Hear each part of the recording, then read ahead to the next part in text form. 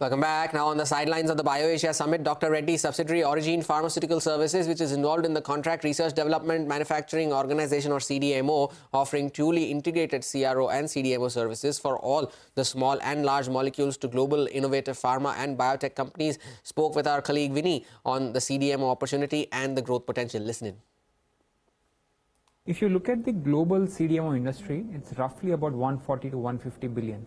India's size is only 3 billion. And Asia's size is about 35 to 40 billion. So if you see the growth potential of the industry is quite high. I think there are a few tailwinds which is potentially going to help the Indian industry. Number one, a lot of the Western companies are looking at redistributing their supply chains, both from US, Europe and China. China plus one seems to be a theme. It is played out in different forms and shapes. Second is there is a lot of pricing pressure with Inflation Reduction Act in the US and also likewise similar acts in Japan. So companies are looking to reduce the cost of their supply chain and manufacturing.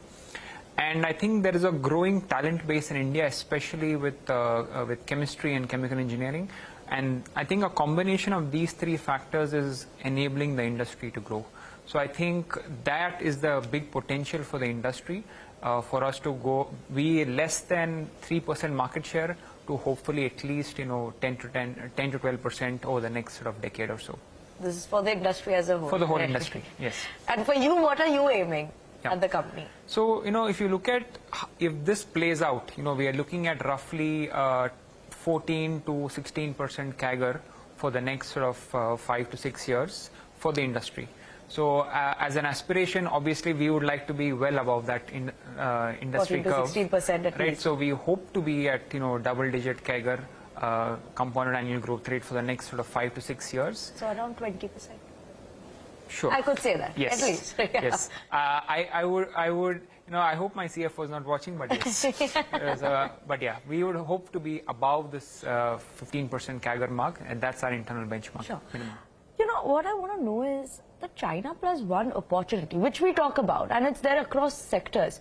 Some sectors it didn't play out as much as one was expecting. Is it playing out for pharmaceuticals? Yeah, I think I'll break into two parts, right? One is there is already an existing supply chain which is there in China, right? And the Chinese manufacturing industry is very strong. Right, I know there's a lot to learn for us from the Chinese industry in terms of their investment, automation, talent, skills, engineering, and so on. It is very hard in pharma to shift existing supply chains, which is where the product is already commercial in the market, and so on and so forth. Right.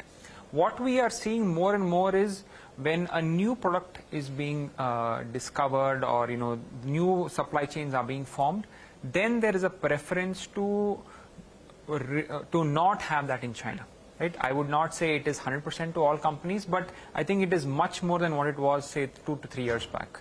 So I would say that, the expectations of the investors is probably overhyped today. It will take some time to ramp up, but it is happening. Okay, take some time to ramp up, but it is happening. Yes. We are on that path. Yes. And costing-wise also, would we be able to match that? Because that's a factor as well. Very, very good question, right?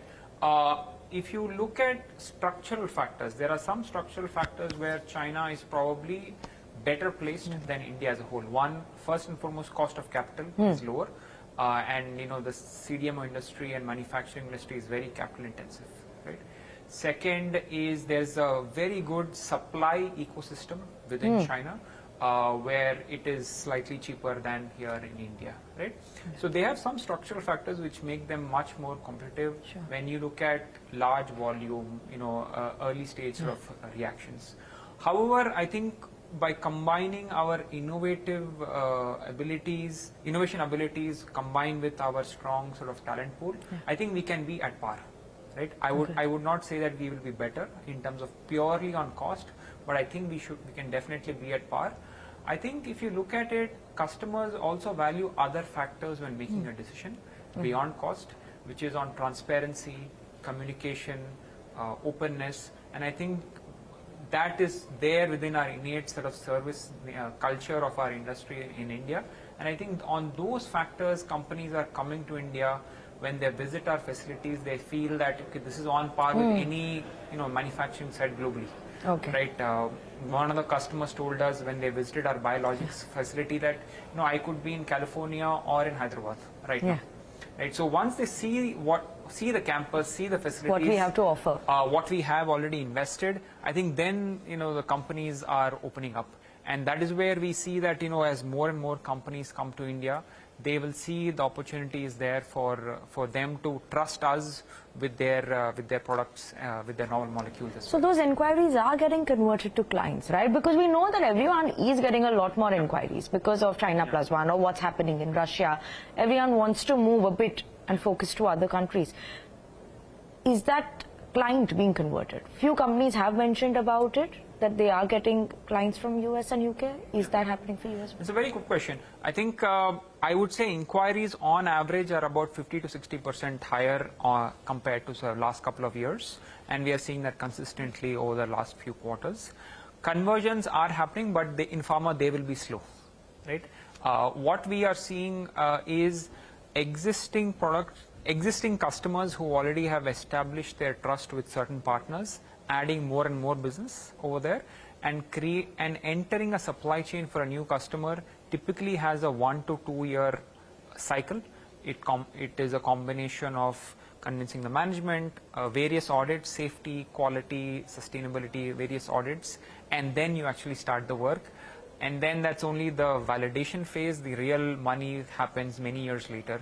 So I would imagine it to be a slow pickup, but it will be sustainable. Slow pickup, but something once it comes in, yes, they're going to be here because they trust you, and that's when your growth will also start. We also need to ensure that we invest in that trust, and that is something I think the entire industry is working towards. Well, that was a very interesting conversation that Vinni had with the management of Aurigene Pharma, which is a subsidiary of Dr. Reddy. Well, as we now slip into a short break, here's some good news for our viewers. India's business news leader is now just a click away, introducing CNBC-TV18's all-new app. Get instant access to breaking news, in-depth articles, and financial world updates at your fingertips. Download the CNBC-TV18 app now from the Apple Store or Google Play Store, or just scan the QR code on your screen.